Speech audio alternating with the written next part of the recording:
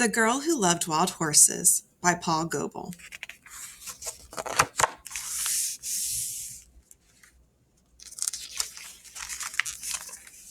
Notice the story and the illustrations were written both and drawn by Paul Goebel. That means he was the author and the illustrator of The Girl Who Loved Wild Horses.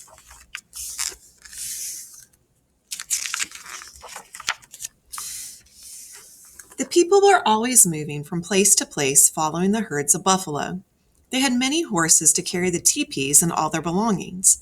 They trained their fastest horses to hunt the buffalo. There was a girl in the village who loved horses. She would often get up at daybreak when the birds were singing about the rising sun. She led the horses to drink at the river. She spoke softly, and they followed. People noticed that she understood horses in a special way. She knew which grass they liked best and where to find them shelter from the winter blizzards. If a horse was hurt, she looked after it. Every day when she had helped her mother carry water and collect firewood, she would run off to be with the horses. She stayed with them in the meadows, but was careful never to go beyond sight of home. One hot day when the sun was overhead, she felt sleepy. She spread her blanket and lay down. It was nice to hear the horses eating and moving slowly among the flowers. Soon she fell asleep. A faint rumble of distant thunder did not waken her. Angry clouds began to roll out across the sky, with lightning flashing in the darkness beneath. But the fresh breeze and scent of rain made her sleep soundly. Suddenly, there was a flash of lightning, a crash and rumbling which shook the earth.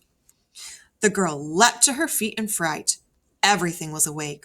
Horses were rearing up on their hind legs and snorting in terror. She grabbed a horse's mane and jumped on his back. In an instant, the herd was galloping away like the wind.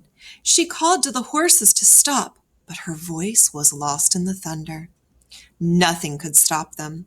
She hugged her horse's neck with her fingers twisted into his mane. She clung on, afraid of falling under the drumming hooves. The horses galloped faster and faster, pursued by the thunder and lightning. They swept like a brown flood across hills and through valleys. Fear drove them on, leaving their familiar grazing grounds far behind. At last the storm disappeared over the horizon. The tired horses slowed and then stopped and rested. Stars came out and the moon shone over hills the girl had never seen before. She knew they were lost. Next morning she was wakened by a loud neighing. A beautiful spotted stallion was prancing to and fro in front of her, stamping his hooves and shaking his mane. He was strong and proud and more handsome than any horse she had ever dreamed of.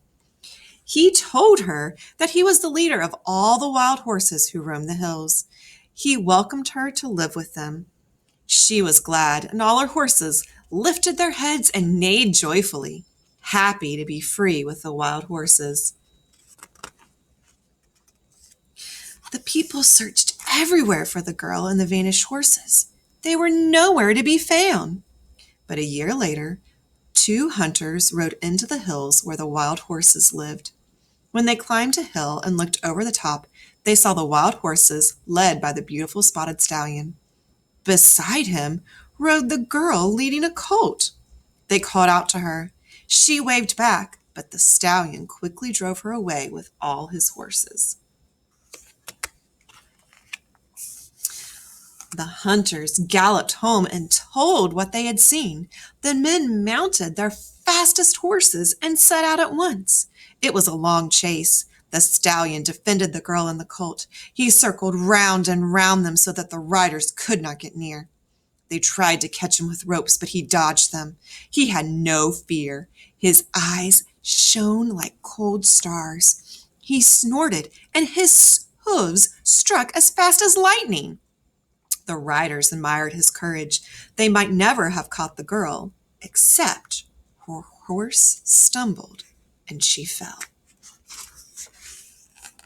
She was glad to see her parents, and they thought she would be happy to be home again. But they soon saw she was sad and missed the colt and the wild horses.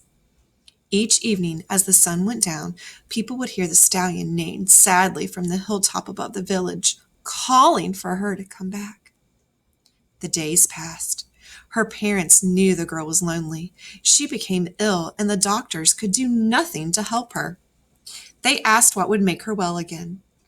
"I love to run with the wild horses," she answered. "They are my relatives. If you let me go back to them, I shall be happy forevermore." Her parents loved her and agreed that she should go back to live with the wild horses. They gave her a beautiful dress and the best horse in the village to ride. The spotted stallion led his wild horses down from the hills. The people gave them fine things to wear, colorful blankets and decorated saddles. They painted designs on their bodies and tied eagle feathers and ribbons in their manes and tails.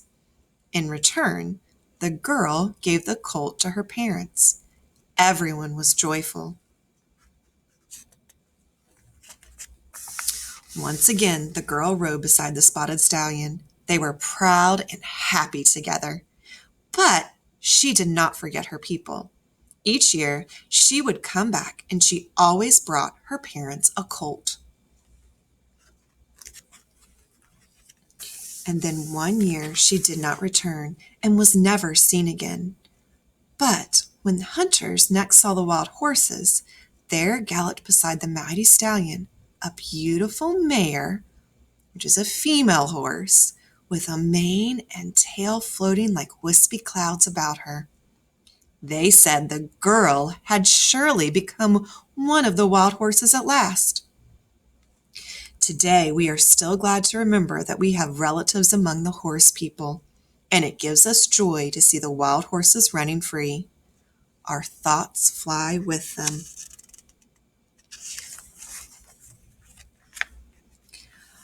A Navajo song about his horse.